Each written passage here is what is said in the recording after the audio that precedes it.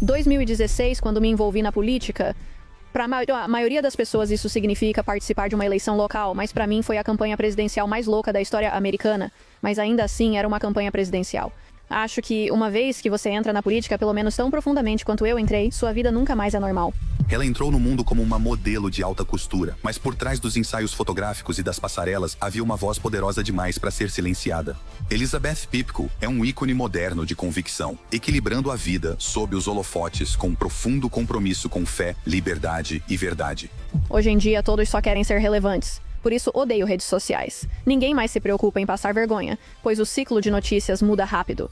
Mesmo comentários negativos são esquecidos rapidamente, mas você ganha 10 mil seguidores.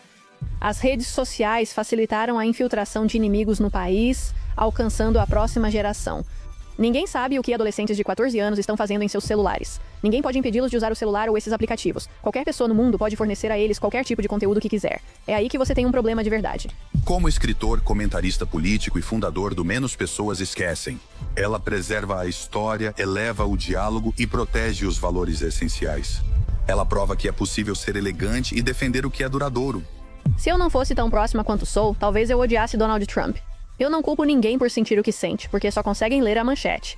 Se você não acreditar em si mesma, ninguém acreditará. Se não gosta de si, não importa se alguém gostará um dia. Apoiei Donald Trump por muito tempo porque ele me mostrou o poder de acreditar em mim mesma.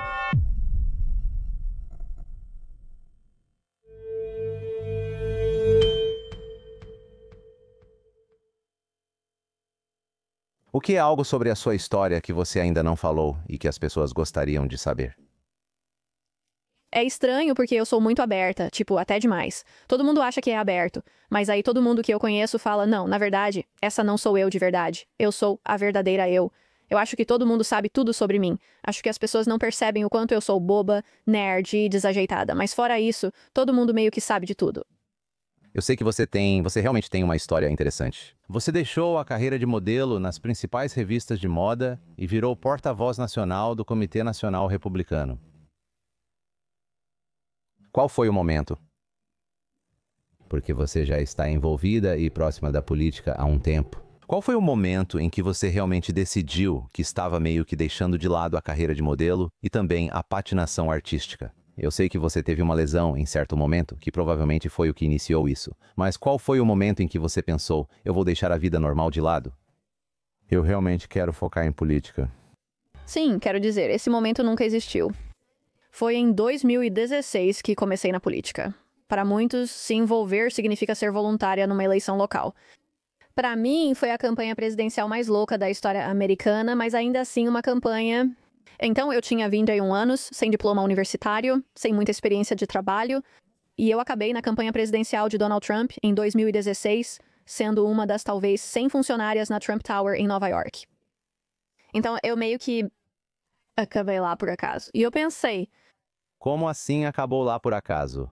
E o motivo pelo qual eu pergunto é porque eu sempre fico me perguntando, até com o Trump, eu sempre penso, por que entrar na política, certo? Tipo, a vida é tão boa. Não. Pra ele realmente achava que a vida era boa, ele não tinha motivo. Minha vida não era boa, aos 21 anos eu realmente não tinha nada acontecendo. Sempre conto que Donald Trump salvou minha vida. Quem não gosta dele não gosta de ouvir isso. Sinceramente, fora a política, eu estava em um momento ruim. Não via futuro, reprovava em matérias da faculdade e não tinha amigos nem planos. Eu estava muito deprimida, até que meu irmão sugeriu assistir Donald Trump em campanha. Perguntei por quê, já que nunca liguei para política. Ele respondeu, não é sobre política, mas porque o cara só tem 2% nas pesquisas. E ele aparece todo santo dia dizendo, eu vou ser a próxima presidente. Tipo, essa é a inspiração que você precisa. Comecei a observá-lo e me apaixonei por esse espírito. Mais pessoal, menos política. Só de ver esse cara aparecer todo dia, confiante de que seria presidente, mesmo com todos rindo dela. Eu sabia que precisava de mais disso na minha vida para colocar minha vida em ordem. Meu irmão me pede para ser voluntária na campanha, o que geralmente significa bater de porta em porta ou fazer ligações. Em Nova York, não batíamos na porta de apartamentos só de democratas, então fazíamos apenas ligações. Fomos lá e fizemos algumas ligações para a campanha. Eu decidi que estava meio interessada em fazer mais, só porque eu costumava ser uma atleta profissional. Acho que essa parte de mim reviveu quando me senti inspirada a estar naquele prédio, perto de todos, trabalhando em uma campanha presidencial. Escrevi uma carta ao diretor de dados da campanha contando para ele. Disse que o voluntariado era ruim e que eu podia melhorar. Pedi para uma estagiária de cerca de 14 anos entregar minha carta na mesa dele. No dia seguinte, fui contratado. Adoro isso. Trump é um verdadeiro cavalo de trabalho. Ouça essa história. Esquece como ele é. Até em campanha ele não para. Ele nunca para. Mesmo quando você ouve histórias sobre ele no Joe Rogan, tipo, ficando 3 horas sem tomar um gole de água, tipo, o cara tem uma resistência ilimitada para a idade dele. É louco, eu não consigo acompanhar. Todo mundo que está com ele, a gente brinca sobre tentar não parecer cansada na frente dele, porque a gente não consegue acompanhar o ritmo dele. É isso mesmo. Eu estava com ele, foi bem antes do dia da eleição. Então, no dia antes da eleição, eu estava na Pensilvânia. Já era o 3º comício dele no dia. Ele já tinha feito um em outro estado, esse foi o 2º na Pensilvânia, onde falei. Foi a primeira vez em 10 anos vivendo no mundo de Trump que fui a um comício. Falei para 30 mil pessoas no comício e fiquei nos bastidores com o presidente. Ele fez um discurso lá. Esse foi o 3º discurso dele no dia. E eu estou exausta dos meus 15 minutos. Esse foi o 3º discurso dele no dia durante a campanha. Ele fala por muito, muito mais tempo do que eu, claro. 3º discurso do dia, no 2º estado do dia. Depois ele foi para Michigan para o 4º discurso do dia, feito por volta de 1 da manhã e retornou por volta das 5. Para a Flórida, talvez às 6 da manhã, e então teve que passar pelo dia da eleição, e acho que nesse ponto não tinha dormido às 72 horas. E você simplesmente não consegue perceber, ele é uma verdadeira máquina. Agora, acho que é bem seguro dizer que sua identidade está mais ligada à política do que a qualquer outra coisa. Esqueça o fato de que Trump foi uma inspiração e, obviamente, você é muito leal a ele. E o fato de ele ter vencido, isso é ótimo, mas fora isso, você já ficou chateado por ter atrelado sua identidade à política e não... Eu sei que a vida não era perfeita, mas havia muitos outros caminhos que você poderia ter seguido e nós já conversamos sobre isso como coisas que você tentou descobrir. Quero dizer, há outras coisas na vida que eu faço que acho muito, muito legais e muito especiais e que fazem parte de mim, mas as pessoas não pensam nisso porque tudo o que elas querem falar hoje em dia é sobre Donald Trump, goste dele ou não, seja próximo dele ou não, é só isso que importa para as pessoas. Mas existe apenas ser normal, e eu nunca tive isso, pelo menos nos últimos 10 anos da minha vida, ou como adulta eu nunca pude ser normal. Minha vida, pro bem ou pro mal, nos últimos 10 anos tem sido sobre lutar por esse estranho que agora eu conheço obviamente muito bem, mas que era só um político aleatório. Acredito que ao entrar profundamente na política como eu, sua vida nunca mais volta ao normal, é muita coisa. Então você enfrenta muitos ataques e eu acho que todo mundo... na política em geral, mas também no campo do Trump, enfrenta uma tonelada de ataques. Você já foi chamado de nazista, o que é interessante. Sim. Considerando que você é judeu ortodoxo. Nazista? De onde você vem? O que você acha da interpretação moderna do nazismo? E só fale sobre isso, porque seus avós te alertaram sobre o fato de que o Holocausto nunca acabou. Como o 7 de outubro, obviamente, mudou todas as nossas perspectivas sobre o que significa ser judeu neste mundo. Mas qual é a sua reação quando alguém te chama de judeu ortodoxo moderno, de nazista? No começo é horrível como qualquer ataque e tive muita dificuldade porque nunca tinha passado por isso. De repente você deixa de ser desconhecida para, mesmo ainda irrelevante, já ter gente querendo te ferir, ameaçar ou fazer você sofrer, o que é assustador. E ouvir a palavra nazista aos 23 anos sem entender o motivo foi chocante. Isso é assustador. Agora é mais triste, pois o termo perdeu o significado e estamos usando de qualquer jeito e insultando as pessoas. Eu, pessoalmente, não sou afetada, mas conheço muitos que seriam, por não terem passado 10 anos na política como eu e não terem essa casca grossa. Fico muito preocupado e triste ao saber que elas recebem esses insultos. É preocupante, como adulta instruída, ver que a história perde sentido quando usamos esse termo para quem vota diferente nos Estados Unidos da América só por não gostarmos dessas pessoas. Isso é louco pra mim, sempre existe animosidade na política, mas como chegamos ao ponto em que, basicamente, como você disse, tiramos tanto o significado do termo nazista, que agora ele é usado de forma casual, como se fosse qualquer coisa, a Segunda Guerra Mundial não foi há tanto tempo assim, as pessoas esquecem muito rápido. Como você acha que chegamos a esse ponto? Acredito que isso não seja tão novo quanto parece. As redes sociais só ampliaram sua divulgação. Lembro de alguém ter Chamaram Donald Trump de fascista anos atrás, antes de minha entrevista na televisão. Falaram sobre isso e participei da discussão. Pensei, usar fascista é constrangedor, já que meus pais fugiram do fascismo. Você pode não gostar de Trump ou de partidos, mas não devemos usar esse termo de forma leviana.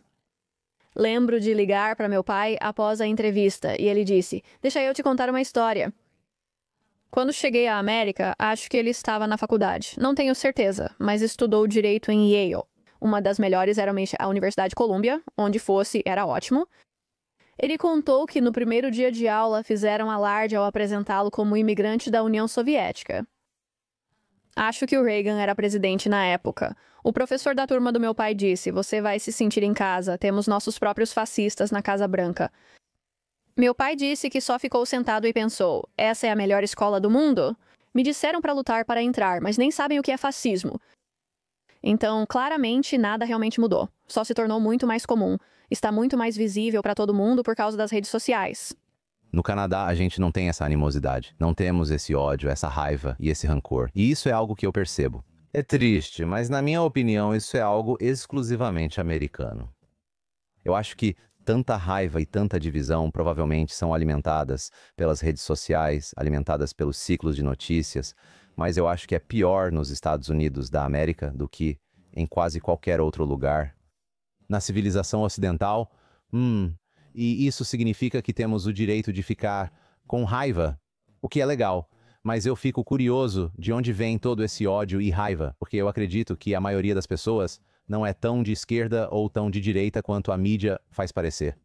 Eu acho que a maioria das pessoas, em média, é fiscalmente conservadora e socialmente liberal. Acho que essa é a maioria. Elas meio que ficam ali em torno do centro. Mesmo assim, não se importam com discordâncias. Geralmente é assim. Então, por que tanta raiva e animosidade? Agora você já morou em vários lugares, como disse.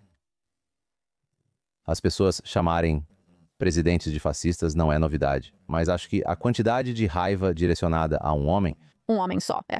Acho que isso nunca foi visto antes, não. Isso é novo, era o que eu ia dizer. Você falou que é só americano, mas acho que é só Donald Trump. Se você perguntar sobre Donald Trump no Canadá, França ou em qualquer lugar, vai encontrar a mesma hostilidade que vemos aqui. Acho que é por causa dele, pela personalidade marcante, mas principalmente pela mídia e o circo criado em torno dele. Eles ficaram irritados quando ele venceu, aumentaram os ataques e decidiram não parar até gerar ódio, pois é isso que dá audiência. Essa era a única forma de provar que estavam certos sobre Donald Trump, pois o que mais importava era não parecer idiota, já que todos pareceram assim ao acharem que ele sumiria como piada, mas acabou presidente. Eu não acho que seja algo exclusivamente americano, eu acho que é algo exclusivamente do Donald Trump. Quando ele se candidatou em 2015, o mundo mudou e não sei o que acontecerá quando ele terminar. Era isso que eu estava curioso para saber, tipo, você meio que tem uma visão de dentro de como foi essa campanha. Eu sei que não foi fácil, acho que ninguém pensaria que é fácil, mas... Ele mudou o quê? Ele mudou, né? Ele mudou o que significa ser presidente e o que significa estar envolvido na política, e eu estou curioso, você acha que... Porque eu acho que tem que haver algum tipo de processo de cura, e eu nem acho que isso começou ainda. Acho que tem tanta coisa, quero dizer, a gente pode falar sobre o que está acontecendo até com o Elon estar associado ao cargo. E agora as pessoas estão queimando Teslas, o que é irônico porque tenho certeza de que muita gente que comprou eram pessoas bem liberais. Sim, eles estavam tentando obrigar as pessoas a usarem esses carros e agora estamos queimando os mesmos carros elétricos que tentamos obrigar todo mundo a usar, então... As pessoas nunca estiveram tão irritadas. Quero dizer, é obviamente uma pergunta simplista demais, mas para onde vamos a partir daqui e como os Estados Unidos começam a se curar? É difícil para mim, pois nunca acreditei nisso e perdi amigos. As pessoas não gostavam de mim, mas nunca fui do tipo que dizia assim, sou uma republicana convicta. Se não concordar comigo, não é meu amigo. Eu nunca liguei. Meus pais nunca ligaram para isso. Eles votaram em democratas e republicanos durante minha infância. Eu simplesmente nunca entendi isso. E, na verdade, eu fico entediada de estar perto de pessoas que concordam comigo. Tipo, eu não assisto à mídia republicana porque não faz sentido, já sei o que eles estão dizendo. Assisto The View todos os dias, nunca perco um episódio. As pessoas riem de mim, mas quero ouvir o que elas têm a dizer. E eu quero saber de onde elas estão vindo. Tipo, eu espero que elas também queiram saber de onde eu venho. Acho que é isso que falta. Sim, mas quero dizer, eu acho que essa é uma forma muito madura de encarar a política. Eu não... É engraçado, quando estou no Twitter, não sinto que ninguém pense assim. Quando estou na mesma sala que alguém, eu sinto que a maioria das pessoas pensa assim. A maioria das pessoas é decente. Tipo, eu nunca... Deixa eu te contar, eu já conheci algumas pessoas realmente ruins e já recebi algumas mensagens bem desagradáveis e já vi algumas coisas bem feias. Mas eu viajei bastante por este país e conheci muita gente, sabe? Apoiadores do Trump, na maioria das vezes por causa do meu trabalho, mas também de outras formas. As pessoas são realmente maravilhosas, né? Especialmente nos Estados Unidos. As pessoas são realmente incríveis. Acho triste termos esquecido disso em vez de celebrar. Amei todas as pessoas que conheci e adoro conhecer gente nova. Eu adoro descobrir o que acontece neste país. Eu fiz meu mestrado em políticas sociais e trabalho em organizações sem fins lucrativos. Lembro do meu primeiro dia de aula, quando precisávamos estagiar em uma organização sem fins lucrativos à nossa escolha. Fiquei lá, entrevistando e sendo entrevistada por líderes de ONGs, pensando como os Estados Unidos são incríveis. Quantas pessoas estão fazendo isso sem ganhar um centavo apenas pela bondade do coração delas? Não importa em quem votam, provavelmente a maioria votou diferente de mim, pois atuam no setor sem fins lucrativos. Estudei em uma Ivy League e entendo como é. Os Estados Unidos e as pessoas são maravilhosos. A política é só uma pequena parte da minha personalidade. Fui porta-voz do Partido Republicano. Isso deve ser só uma pequena parte da personalidade da maioria. Não precisa ser mais que isso. Me mudei do Canadá para Miami pagando o mínimo de impostos. Adoro o clima. Não me importo com programas sociais. Quero que todos tenham uma vida boa, mas não preciso ser como você. Sabe, excessivamente, você sabe, controlado pelo governo, eu respeito impostos para coisas como estradas, exército e tudo mais, mas é mais ou menos aí que eu paro. E eu acho que muita gente pensa assim.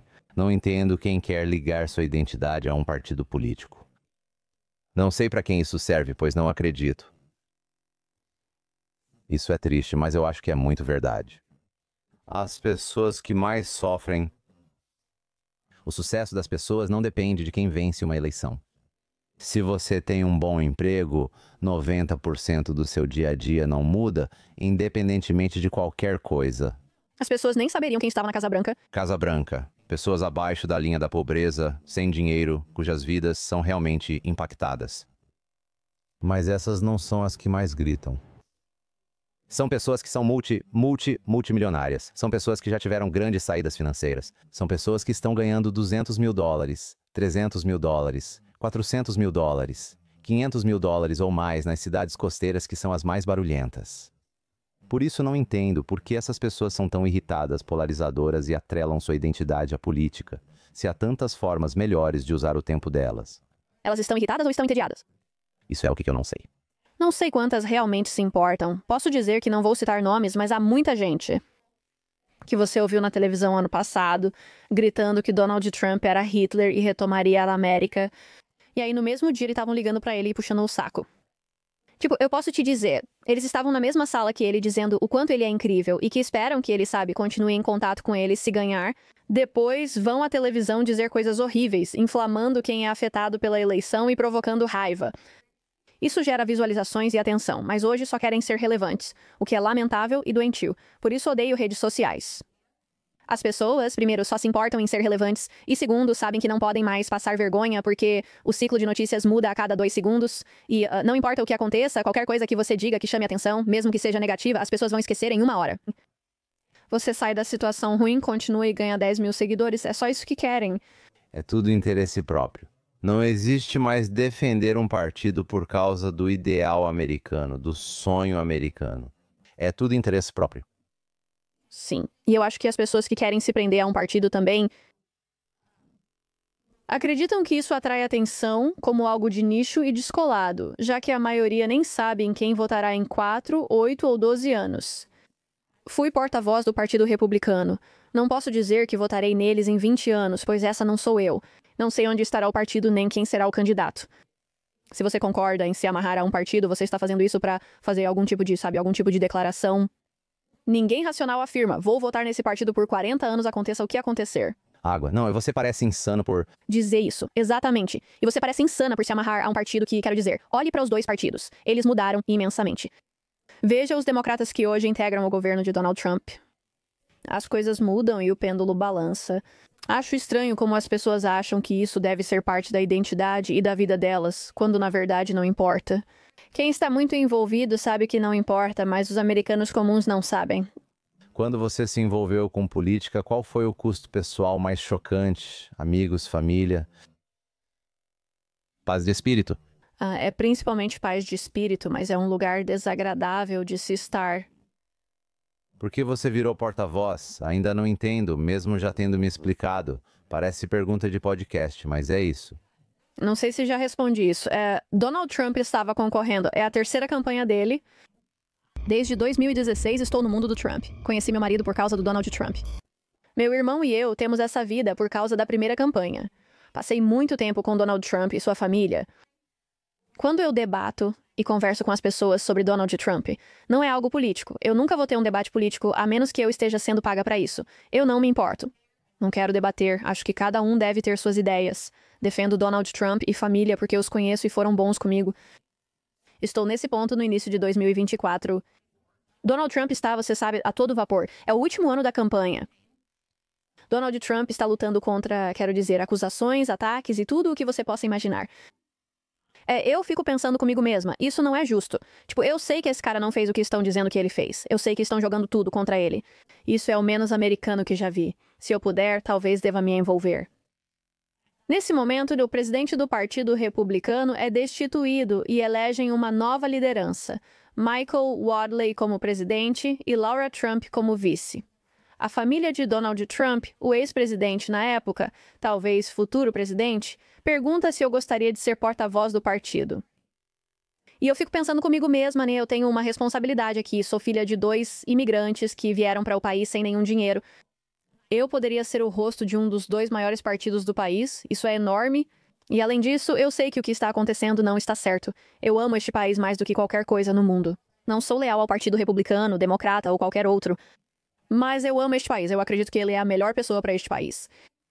Se eu tenho a chance de fazer algo bom, por que eu não faria, sabe? Eu tive muito, sabe, medo. Muitas pessoas foram atrás de mim e da minha família nos últimos, 10 anos. É uma honra participar disso nesse nível. Essa é a eleição mais louca da minha vida e provavelmente de muitas pessoas. E eu fico mais perto, sabe? Tenho a visão privilegiada de tudo isso. Então, de novo, né? Uma eleição muito louca. O que acha que vai acontecer em 4 anos? Eu não faço ideia. Na verdade, eu tenho tanto medo do que pode acontecer, porque eu quero, como você disse, eu quero que as coisas se acalmem. Não sei se as coisas vão se acalmar só porque Donald Trump não está na cédula. Ou se só nos preparamos para mais 30 anos de raiva, independente de quem esteja na cédula, pois parece que vamos continuar nos odiando. Não sei. Bem, parte disso, parte da raiva vem da personalidade dele. Então, alguém com menos personalidade talvez não provoque tanta raiva, mas provavelmente também. Sabe, de novo, sou eu defendendo ele e a personalidade dele, né? Eu passei muito tempo com ele. Muitas coisas que dizem que ele falou não correspondem ao que ele realmente disse. Eu sei. Relatado? Contexto mesmo. Sim. Eu acho que, na verdade, ele tem uma ótima personalidade e tem mais coisas boas, tenho certeza, né? Quero dizer, ele é muito firme e fala muitas coisas, e eu entendo. Tem muita coisa que ele diz que, se fosse relatada corretamente, as pessoas gostariam mais dele, porque ele é tão pé no chão e tão engraçado, e ele é surpreendentemente normal. Então, eu não sei se o problema é a personalidade dele ou se é só o jeito que a gente noticia hoje em dia, em que não relatamos mais de forma justa. Noticiamos conforme a mensagem que queremos transmitir. E então, não importa quem seja o próximo candidato, se a gente não gostar dele, vamos distorcer as palavras dele e fazer você odiá-lo, não importa quem seja e o que ele realmente diga. Então, obviamente, isso acontece dos 2 lados. Mas eu acho que vejo mais distorção dos fatos na mídia liberal. Vejo isso sempre e realmente me preocupa. Como as pessoas conseguem ouvir? As pessoas estão ocupadas e não têm tempo para gastar energia pesquisando cada detalhe. Eu sempre digo que, se eu não fosse tão próxima quanto sou, talvez eu odiasse Donald Trump se eu estivesse apenas lendo as manchetes. Não culpo ninguém por seus sentimentos, pois todos têm filhos, empregos, hipoteca e preocupações. Eles só conseguem ler as manchetes às vezes. Você não tem tempo de pesquisar todos os discursos que ele já fez e ver o que ele realmente disse ou não disse. Que responsabilidade você acha que recai sobre os líderes políticos para curar o país e, de certa forma, criar uma ponte, esse enorme abismo? Não tenho muita fé em líderes políticos. Acho que isso é nossa responsabilidade. Eles vêm e vão. Muitos deles ficarão lá por muito tempo. Se você observar certos políticos, defendo firmemente a limitação de mandatos e explico o motivo. Quero dizer, eles estão lá há 10, 20, 30, 40 anos. Não acho que a responsabilidade seja deles, pois eles não se importam. Adoraria dizer que políticos deveriam nos unir, mas estou irritada com tantos que, em 2016, escolheram nos dividir. Eles não se importam. Isso não afeta a vida deles, e se estamos irritados, ainda ajuda na arrecadação deles. Não acho que a responsabilidade seja deles, mas de todos nós que amamos este país e queremos o melhor para nossos filhos e netos, para que possam brincar com filhos de quem discorda politicamente. Isso não importa. O que, na sua opinião, significa ser americano, além da definição legal? Acho estranho porque meus pais são imigrantes, então sempre digo que tenho o privilégio de ser filha de 2 imigrantes. Penso nas coisas de modo diferente. Mas sabendo como meus pais foram criados e que minha mãe apanhava na escola por ser judia, meu pai se despediu do pai e nunca mais o viu. Só soube da morte dele após o colapso da União Soviética. Havia um arquivo da KGB sobre a família e a KGB vigiava seu pai, por isso nunca mais pôde vê-lo.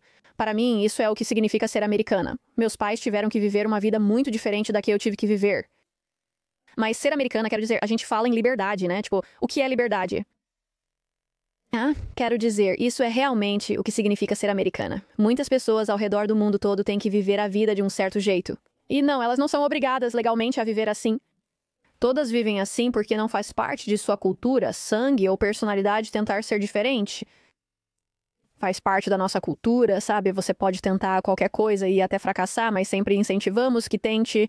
Isso é os Estados Unidos. E eu amo isso.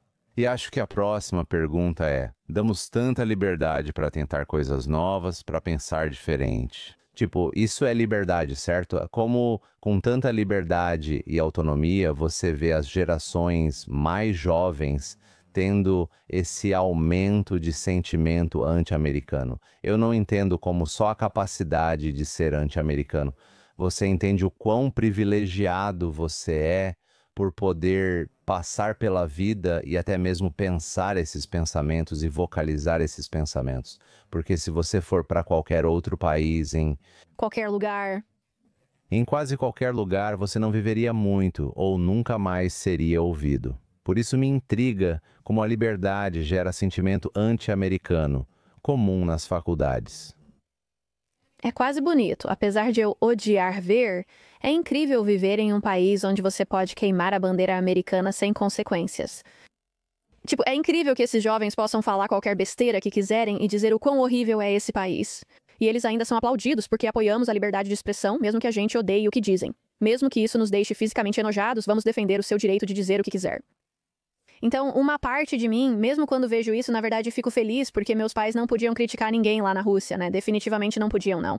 Apesar de eu discordar, ainda não. Pessoas lutaram e morreram para garantir sua liberdade de expressão. É lindo que em 2025 seguimos com o jeito americano e você ainda pode fazer isso, por isso luto todos os dias. É muito fácil lutar para que as pessoas falem quando você concorda com elas. Então, eu acho isso ótimo. Ao mesmo tempo... Isso é preocupante. Preocupa ver que, a cada geração, as pessoas são menos patriotas e os jovens não reconhecem o que possuem. Acho que se as pessoas usassem menos o celular e os professores focassem mais no ensino, deixando o ativismo de lado, seriam professores de verdade, as pessoas lessem um livro de história. Talvez até olhassem ao redor para ver o que está acontecendo no mundo agora, elas se sentiriam muito melhor. Mas, sabe, é uma combinação de ser super grata por viver em um país onde você pode criticar o quanto quiser e, ao mesmo tempo, ficar preocupada porque a cada geração as pessoas amam um pouco menos a América e ainda hoje tem gente lutando e morrendo para que a gente possa valorizar o que temos e muita gente não entende isso. Quero dizer, aqui isso leva daqui a 10 ou 15 anos. Eu não cresci com isso, tipo, mesmo que...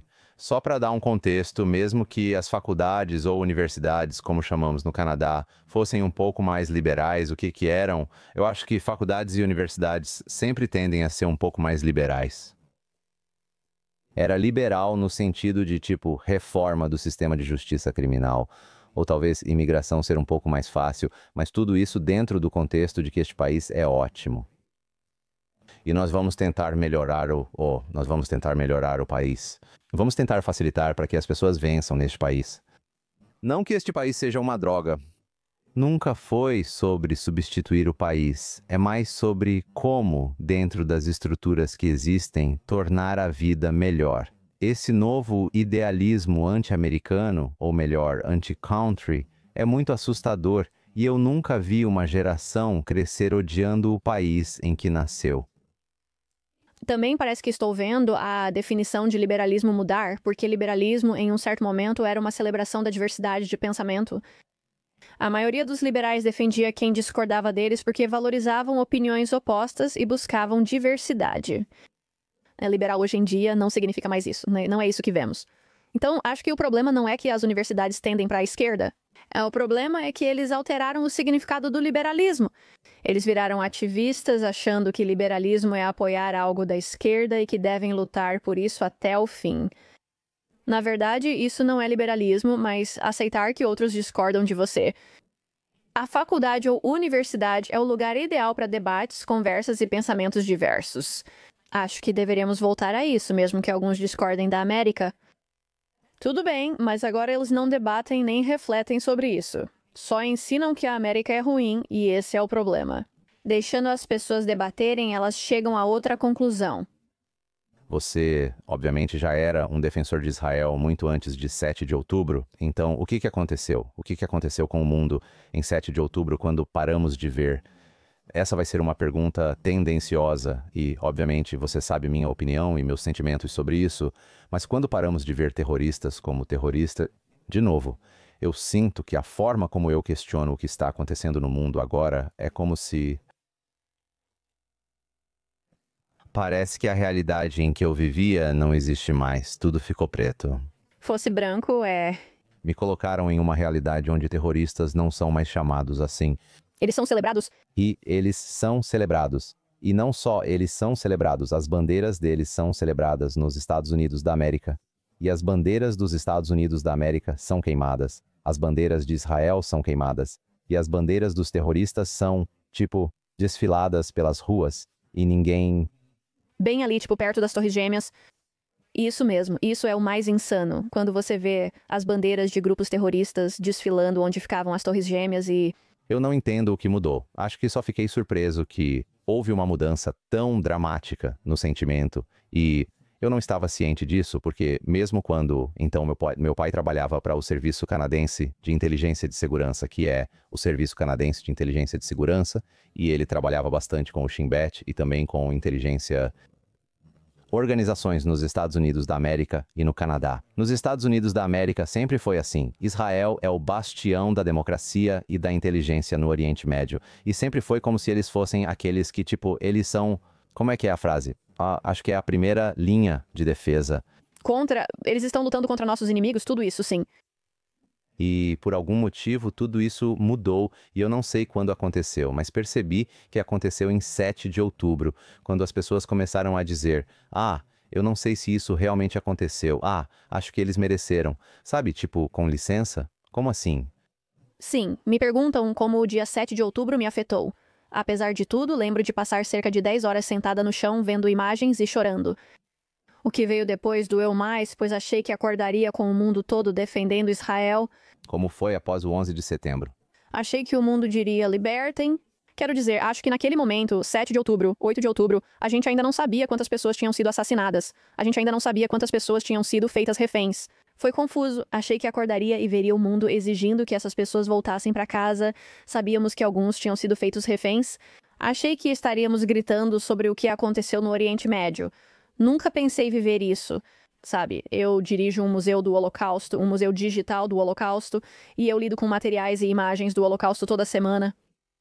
Eu nunca pensei que eu fosse viver uma época em que as imagens que eu vejo realmente me lembrariam tanto do que, infelizmente, eu tenho que analisar de, 80 anos atrás. Mas foi isso mesmo. E então eu acordei com um monte de gente comemorando o que aconteceu, dizendo que Israel mereceu e arrancando, sabe, cartazes de bebês de 9 meses sendo mantidos como reféns, como se fosse propaganda ou como se eles merecessem isso ou qualquer outra coisa horrível que as pessoas estavam dizendo, Deus me livre. Mas você já pensou no que mudou no mundo para causar essa mudança de sentimento? Acho que os últimos anos foram um borrão, talvez desde 7 de outubro. Você lembra de 1 ou 2 anos atrás? Talvez 1 ano. Quando a carta de Osama Bin Laden viralizou no TikTok, muitos adolescentes de 15 a 19 anos diziam que ele tinha razão. Claramente, a mudança vai além de Israel. Você sabe, não tem relação com Israel. O antissemitismo é comum, então todos atacam Israel para culpar os judeus. Já estamos acostumadas, mas é algo além de Israel. Estamos celebrando terroristas, e eles fariam o mesmo aqui. Como chegamos ao ponto de uma garota de 18, 19 anos no TikTok achar que Osama Bin Laden estava certo? Sério, o que está acontecendo com as pessoas? Pode xingar à vontade. Isso é insano pra caralho e eu simplesmente não entendo como, quem eram os pais, quem eram as influências desses jovens de 19 anos. Acho que essa parte foi boa, pois muitos pais passaram a conversar. Falei com vários estudantes e pais em 7 de outubro e muitos não sabiam o que ocorria nos campi. Pagavam muito pela educação e, de repente, viam seus filhos acampados fora do campus, com a bandeira do Hamas estampada no rosto. Eles se perguntam, o que aconteceu com meu filho? Às vezes meu filho judeu? Acho bom, pois as pessoas percebem que não podem confiar totalmente nas instituições. Talvez o departamento de educação não devesse estar educando meu filho. Talvez eu devesse estar educando meu filho. E eu acho que muita gente, graças a Deus, acordou por causa disso. Elas não faziam ideia de que seus filhos estavam sendo enviados para essas escolas, voltando 4 anos depois e achando que Osama Bin Laden tinha razão. Então isso foi bom, as pessoas realmente acordaram. Quando foi que o currículo mudou? Faz tempo, já faz, digo. Nem parece que tenho 34 anos, sabe? A universidade foi há uns 12, 13, 14 anos, não lembro bem. Isso não era algo marcante. Então, minha geração não acreditava nisso. Isso tem mais a ver com Israel, mas eu fui fazer meu mestrado em 2022. Me formei em maio, alguns meses antes de 7 de outubro. Antes de eu ir, e eu fui para a Universidade da Pensilvânia de novo, ótima escola, grande comunidade judaica. Por isso quis ir para a Universidade da Pensilvânia ao ser aceita.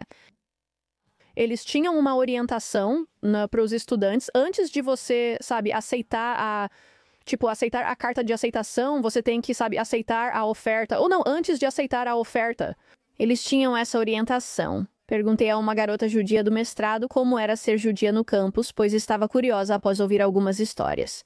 Fiquei um tempo sem ir à escola. Ela disse que os alunos dessa turma prefeririam saber que você esteve no protesto do Capitólio em 6 de janeiro do que descobrir que você é sionista. E eu fiquei ok, então as coisas são diferentes. E, de novo, sionista só significa que você acha que Israel tem o direito de existir. É só isso que significa. Mesmo que tenha sido usado para muitas outras coisas. Foi aí que percebi que tudo havia mudado, mas nada me preparou para o dia 8 de outubro ao ouvir que os judeus e crianças mereceram isso, que é propaganda, mesmo com as imagens amplamente divulgadas e negadas como falsas. Nada me preparou para aquele dia ou para os 17 meses seguintes. Sabe, eu tive algumas conversas com amigos sobre isso e eles meio que simplificaram demais o motivo de haver tanto antissemitismo. E eu vou dizer isso, mas eu não concordo com antisionismo, seja lá o que for, que eu acho que é sinônimo, mas as pessoas vão dizer que não é. Eu acho que elas só estão tentando... Sim, é uma saída fácil e divertida dizer eu odeio os judeus. Mas muito do pensamento era por algum motivo Hamas. E os grupos pró-Palestina eram muito bons nas redes sociais depois de 7 de outubro e os grupos pró-Israel não eram no mesmo nível. E isso foi algo em que eles se apoiaram e exploraram tanto que você via propaganda em todo lugar. E eu só estou curioso porque, obviamente, você está nas redes sociais e eu queria saber qual o tamanho do impacto que você acha que isso realmente teve no mundo.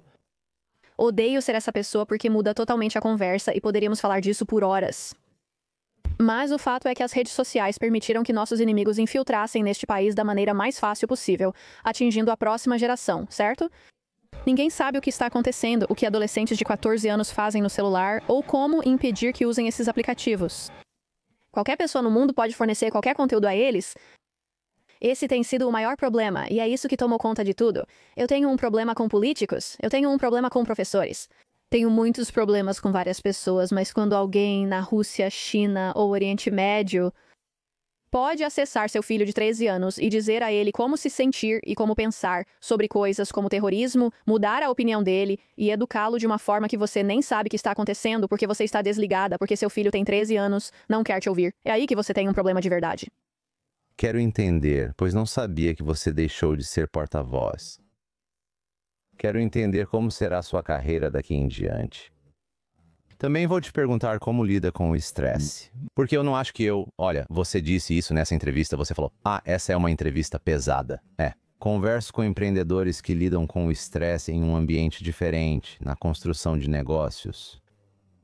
O mundo real, política não é real. Não sei, tanto faz. Mas eu acho que muitas pessoas não entendem o nível de estresse que você enfrenta só por causa da posição em que você escolheu se colocar, que é uma masoquista. Um pouco. Então, para onde você vai a partir daqui? Porque você, sabe, saiu da posição de porta-voz. Ainda quer seguir na política? Acho que não. Eu não quero continuar na política, não. É estranho porque não vejo isso como política. Nunca me vi como republicana, só como porta-voz do movimento e esse candidato que eu achava nessa eleição ser a melhor e mais óbvia escolha para este país. Não vejo isso como político. Não trabalharia para outro candidato. Terminei. Não aguento mais. E B, me aproximei muito dele e da família. Agora é pessoal para mim. E há um motivo pelo qual lutei tanto por eles e acreditei tanto que ele era a melhor escolha. Ele ficará 4 anos, o que é muito tempo para um cargo na administração, então nunca se sabe. Bem provável, eu iria até lá. Quero dizer, você meio que deixou suas próprias ambições de lado até certo ponto. Sim, também deixei minha sanidade de lado. Não é justo dizer que o que eu... Faremos isso de novo em 4 anos. Meu Deus, isso devia virar tradição, tipo, a cada 4 anos. Daqui 4 anos vamos estar com nossos filhos fazendo isso, se Deus quiser. Não posso dizer que deixei a ambição de lado, pois muitos entram na política por ambição.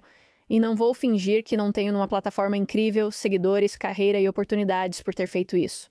Isso é meio que parte do motivo pelo qual eu fiz isso. Eu acreditava no que eu acreditava, mas não vou mentir e dizer que isso também não me trouxe um sucesso imenso. Isso só aconteceu porque vencemos, o que me trouxe muito sucesso. Não nego que fez parte. Mas não, eu não acho que vou ficar na política pelo resto da minha vida como muita gente faz.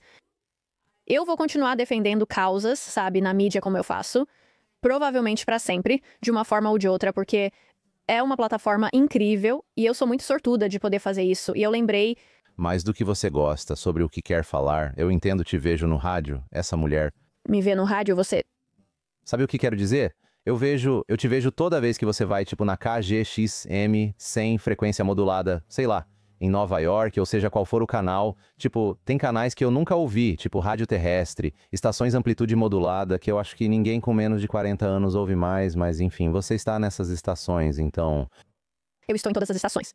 Você está em todas e você faz muita mídia, Não, mas o que você quer? O que você está tentando defender? Em frente. Quero dizer, seu cara fica no cargo por 4 anos... Você sempre defende Israel, mas qual sua paixão fora da política e de Israel atualmente? Eu não sei, sinto que quando estou defendendo algo, tipo quando estou na televisão e estou falando sobre algum assunto, muitas vezes sabe, relacionado a políticas e, na maioria das vezes, é pró-América, pró-Israel. Parece algo superficial. Podemos debater políticas e fico feliz em fazer isso. Se resumirmos a América como boa e terrorista como ruim, não faz sentido debater políticas. Então, muita coisa é realmente muito superficial, coisas básicas por causa do ponto baixo em que estamos na sociedade. Mas sim, quero dizer, eu trabalho com mídia, estou no rádio ou na televisão todos os dias. O que mais te frustra nos Estados Unidos da América hoje? Eu não estou frustrada, especialmente com os Estados Unidos. Acho que eles estão arrasando. Eu realmente penso assim, especialmente em comparação ao resto do mundo. O que me frustra são pessoas que acham conhecer alguém só pelo voto. É estranho, pois poucos conhecem mais gente dessa administração ou do círculo do Donald Trump e da política republicana do que eu. Conheço todos, gosto de alguns, de outros não, mas eu não tenho esse sentimento sobre nenhum deles por causa da política deles, tipo... Quem eles são como pessoas? Sim, pra mim é fácil dizer isso porque estou tão próxima, mas ninguém é só sua política. Todos somos mais profundos e nos últimos anos tive amizades, relacionamentos e conversas melhores com pessoas que discordam de mim politicamente do que com quem concorda. Muitos acham que eu deveria ser amiga de pessoas que votam como eu, mas não suporto várias delas. É estranho, pois sinto antipatia por quem vota igual, só por tê-las conhecido com o tempo. É isso, e elas simplesmente são o que são. Meu círculo é assim, elas são idiotas, independente do voto. E eu amo muitas pessoas que não gostam de muitas das políticas que eu apoio, ou que não gostam de Donald Trump. E elas ainda sabem que eu sou uma boa pessoa. Eu ainda sei que elas são boas pessoas. Elas acham que por eu apoiar Donald Trump deve ser bom, mas só não gostam das políticas dele. E é tão estranho pra mim que isso seja um conceito tão distante para as pessoas nos Estados Unidos, sendo que é tão fácil de entender. Você pode virar para ir para a esquerda e conversar com um vizinho que votou no Donald Trump, virar para a direita e conversar com outro vizinho que votou na Kamala Harris e perceber que no final das contas seus filhos têm muito em comum, vocês dois querem segurança e proteção para a família, querem pagar a hipoteca, querem as mesmas coisas. Hobbies é... Você quer adotar animais de estimação, quer criar filhos felizes, quer comemorar o 4 de julho juntos e é isso. Nada mais realmente importa, especialmente quando você esquece o que é essencial. E é um lugar muito triste e estranho de se estar, e eu quase quero gritar para as pessoas. Isso não importa.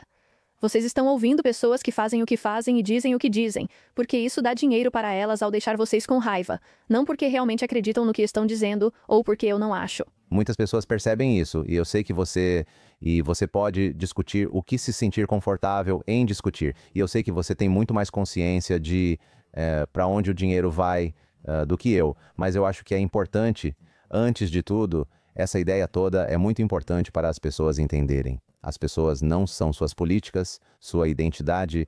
Não é política, não importa. Você circulou... Um nome. Então as pessoas que são os comentaristas que estão... Fox, você sabe, MSNBC, YouTube, escolha um podcast político, tanto faz, pense nos incentivos, tipo, eles são incentivados, claro, com quantias enormes de dinheiro, certo? E eles precisam que você assista naquela noite, tipo, eles precisam que você ligue a televisão e assista, quando todos nós podemos concordar que é muito mais saudável para você desligar a televisão e dar uma caminhada, ou adotar um animal de estimação, ou fazer trabalho voluntário, ou começar um hobby, mas em vez disso você liga a televisão e é por isso que eles precisam continuar gritando para que você continue ligando a televisão. Eu não sei, mas eu diria que muitos daqueles que você acha que são pessoas realmente decentes, mesmo que você concorde ou discorde das políticas, aqueles que você acha que são pessoas boas e decentes, na verdade são uns verdadeiros canalhas. Algumas pessoas que você não suporta poderiam ser ótimas companhias para um café. Você não gostaria, se odiaria por isso, mas se divertiria com alguns americanos, apesar de acharem que é preciso odiar. Sabe, você mencionou que o Trump, não politicamente, mas em termos de ética de trabalho, de quem ele é como pessoa, era muito inspirador, especialmente quando você começou. Qual foi a lição mais importante que você aprendeu com ele depois de trabalhar com ele por anos? Todos comentam e afirmam que o legado dele será uma ou outra política. E, sabe, muita coisa disso é ótima, especialmente se você está do mesmo lado... Novamente, sem considerar política, muitos acham que Donald Trump deveria morrer na prisão. Tudo foi contra ele este ano. Em 2016, ele nem deveria chegar perto de Hillary Clinton, que era a favorita e deveria vencer com folga, mas ele surpreendeu. Todo mundo riu dele. Democratas, republicanos, comentaristas na televisão, outros políticos, líderes mundiais. Cada pessoa riu daquele homem. Isso foi em 2016. Em 2024, diziam que ele terminaria preso. Muitos pensavam que morreria na cadeia. E agora ele é presidente dos Estados Unidos de novo. Entendo, mas política à parte, tente esquecer as políticas dele por 2 segundos. Esse homem tinha até um ditado que dizia muito antes de 2016, mas agora soa mais profundo.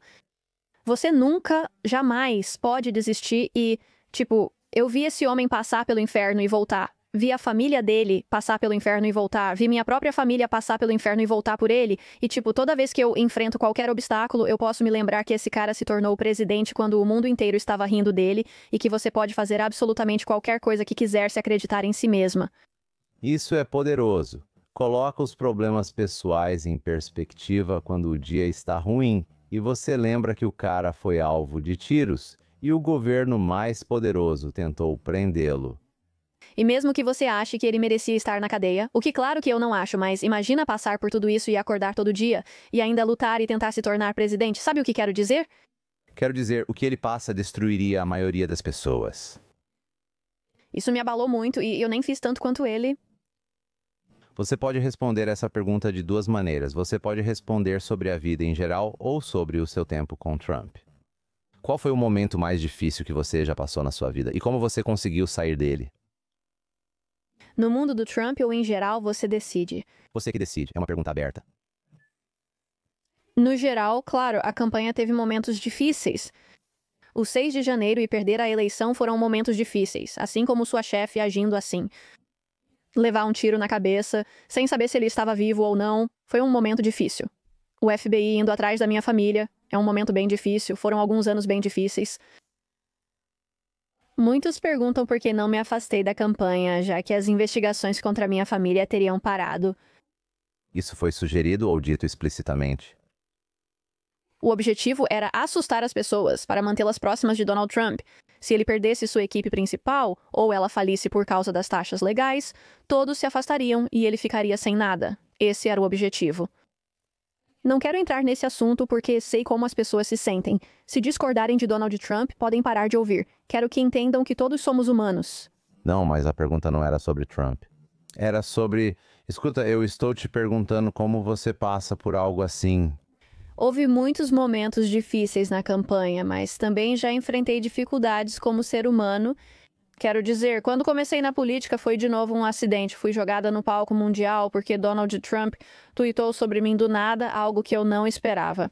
Eu não sabia que ele ia fazer isso e quando uma das pessoas mais poderosas do mundo, ou melhor, ele era presidente naquela época, a pessoa mais poderosa do mundo tuita seu nome, você tem 23 anos e já tem um problema sério de ansiedade, e o mundo inteiro diz que você merece estar morta.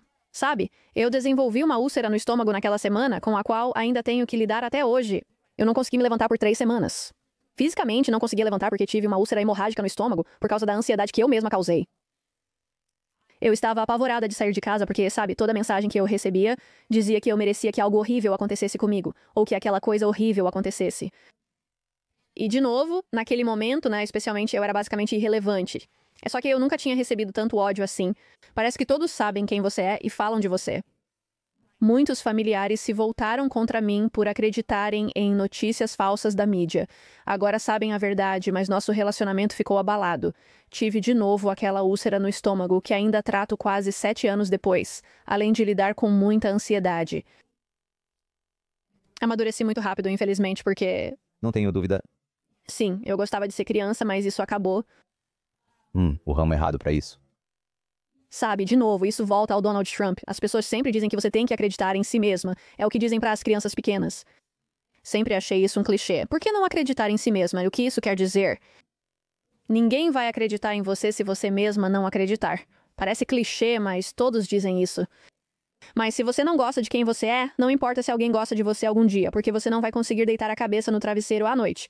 Ninguém nunca vai acreditar em você e qualquer sucesso que você alcançar, você nunca vai perceber que veio de você e vai viver uma vida realmente sombria. Aprendi no momento mais difícil, quando diziam que eu era horrível, que isso não era verdade. E também precisei me convencer de que o que diziam sobre mim não importava, e sim o que eu pensava sobre mim mesma. Isso foi realmente difícil, mas também muito importante, e eu acho que ainda não caiu a ficha. Ainda hoje, quando alguém fala algo, quase envio uma mensagem para provar que está errado, pois certas opiniões ainda me afetam. Mas o fato é que foi por isso que apoiei Donald Trump por tanto tempo, porque ele me ensinou o que significa e o quão poderoso é acreditar em si mesma. E além das políticas ou qualquer outra coisa, esse é o maior presente que você pode dar a alguém. Encorajá-la a gostar de quem ela é como pessoa e acreditar que pode fazer o que quiser, mesmo que todos ao redor estejam tentando impedi-la. Eu diria que você, mais uma vez, atua em um dos ambientes de maior estresse que a maioria das pessoas poderia encontrar na vida. Então, que parte de você, e isso pode ser uma lição para alguém passando por parte do estresse que você já enfrentou, você precisou deixar para trás, o que teve que abrir mão por não te servir ao se colocar em uma situação assim? carreira, trabalho ou negócio que te estressaria tanto quanto esse? Quero dizer, eu fico curiosa para saber o que vou te dizer em 4 anos, porque acho que ainda estou crescendo, aprendendo e tentando me tornar uma pessoa que funciona melhor como meu marido. Ele vai te dizer, e ele me zoa o tempo todo, então você já sabe como ele se sente sobre mim.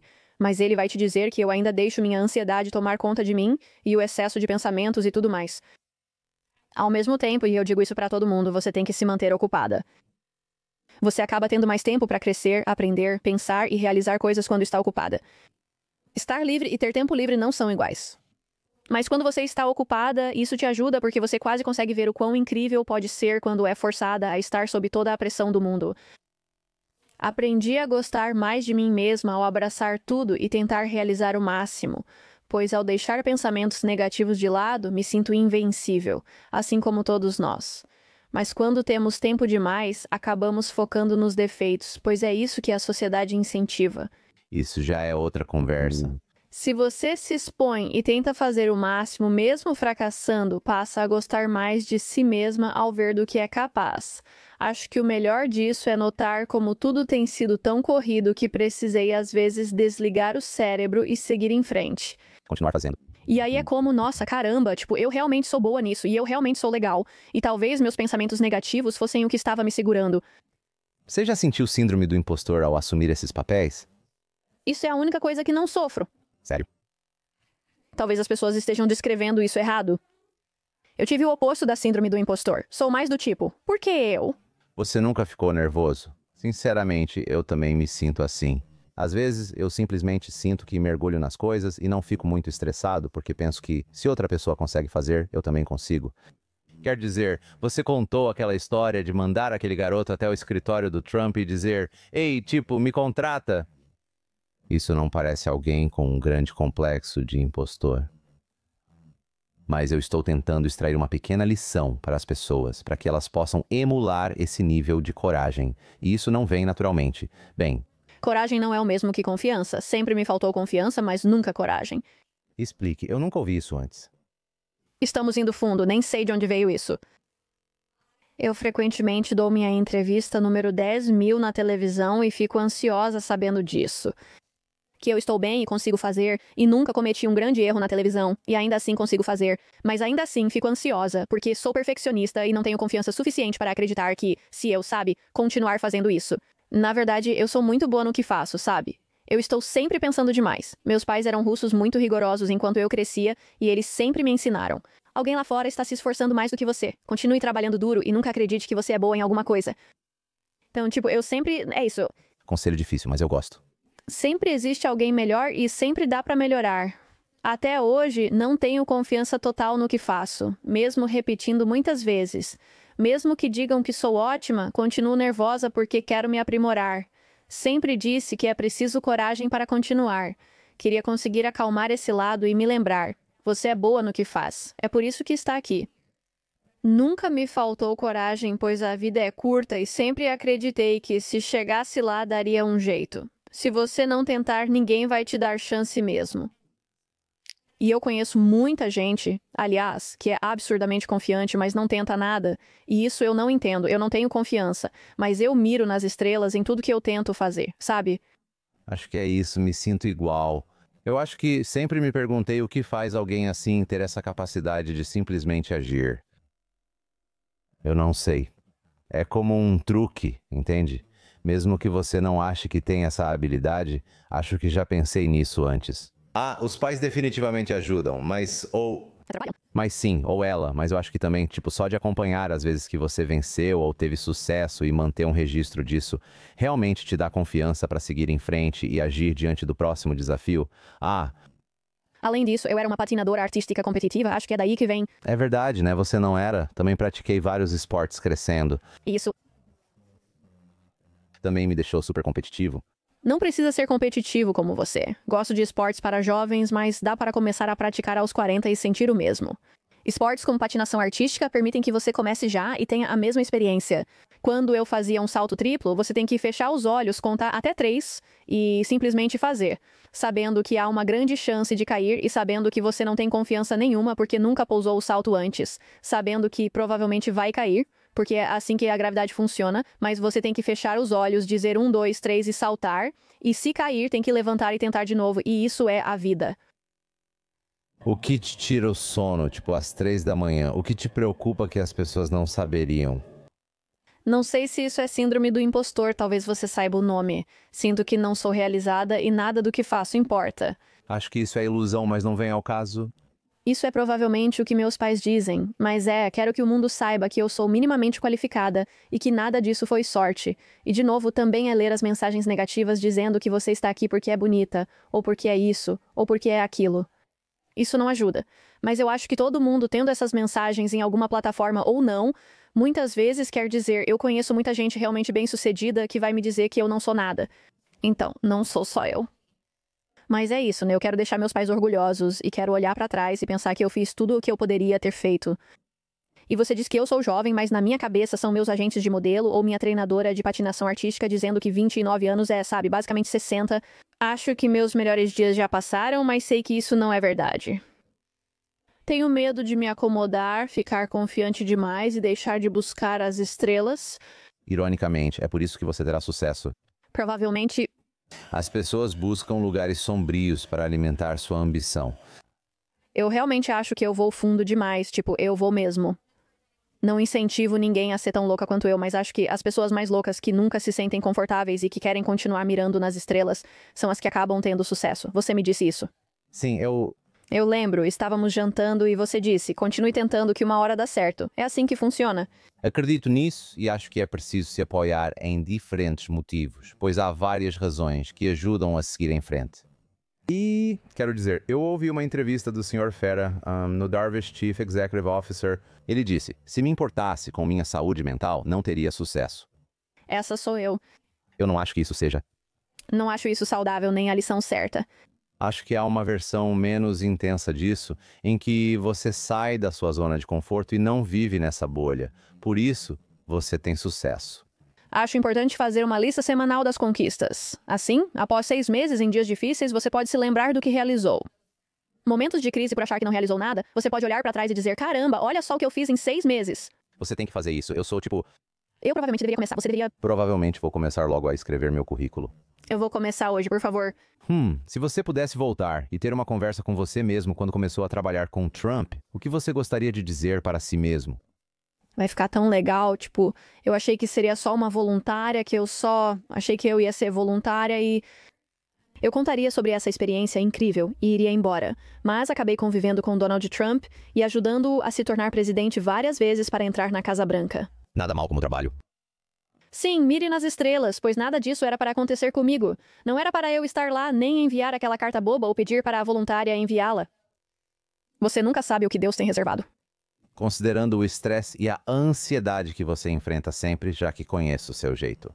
Então, eu fico curioso se você desenvolveu algum mecanismo de enfrentamento útil que outra pessoa poderia usar para lidar com o próprio estresse ou ansiedade na vida. E eu sei que você está rindo. Tudo que eu digo parece mentira porque estou sempre estressada. Não acho que seja mentira. Não estou te perguntando algo como se estivesse te pedindo para mentir. Eu acho que provavelmente você não lida com isso 100% do tempo. Bem... Confiança. Eu acredito que, sabe... Acho que algumas coisas que você aprendeu podem ajudar quem passa por muito estresse. É difícil, pois sou muito privilegiada pessoalmente. Conheço muita gente sem o apoio que tenho, chega a ser quase injusto. Aconselho que as pessoas se apoiem nisso, se possível. Aproveite, pois haverá dias em que você pensará. Passar tempo com meu pai foi o melhor da semana. Isso me fez sentir melhor, e quando eu tiver 95 anos. Claro que vou me lembrar dos momentos com Donald Trump, mas mais do que isso, vou me lembrar do tempo com meu pai. Então, eu diria que se você tem a vida pessoal que eu tenho, e que só percebi como adulta o quanto sou privilegiada por ter, aproveite ao máximo. É só isso que quero dizer. No fim das contas, o que importa é fazer isso. Eu diria que, sinceramente, o que me ajudou, e é um conselho importante também, de modo geral, para tornar as pessoas melhores, foi o voluntariado.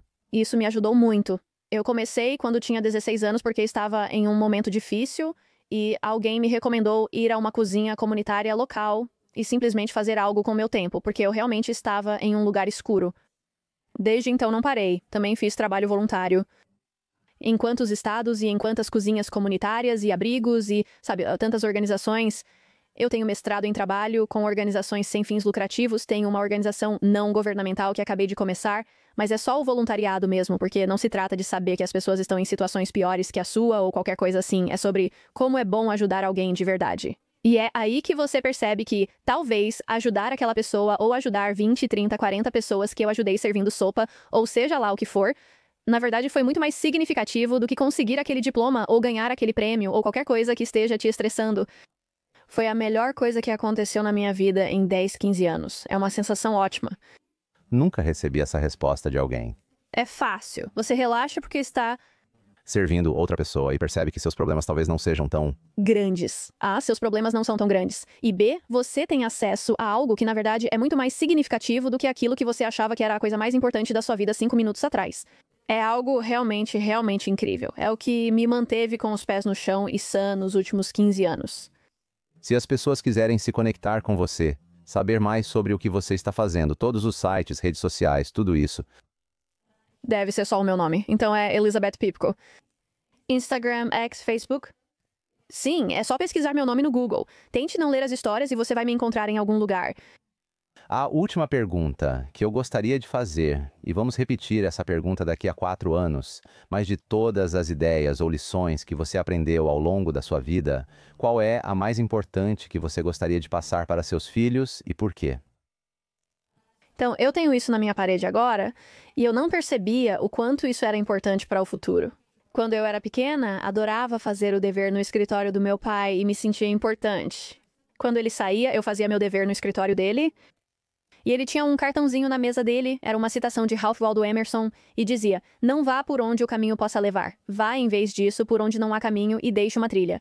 E eu lia isso pra mim mesma todo dia, quando era criança, quando estava, sabe, sonhando acordada e não prestando atenção no dever de casa. E como adulta, eu lembro de pensar nessa citação e por que ela significava tanto pra mim.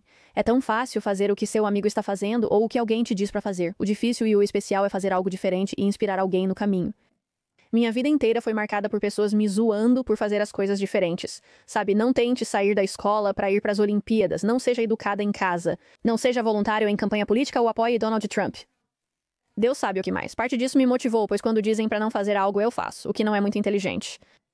Mas, em geral, não siga onde o caminho pode levar. É muito mais legal e especial ir pra outro lugar e, com sorte, fazer com que outras pessoas sintam que também podem fazer o mesmo. Obrigada.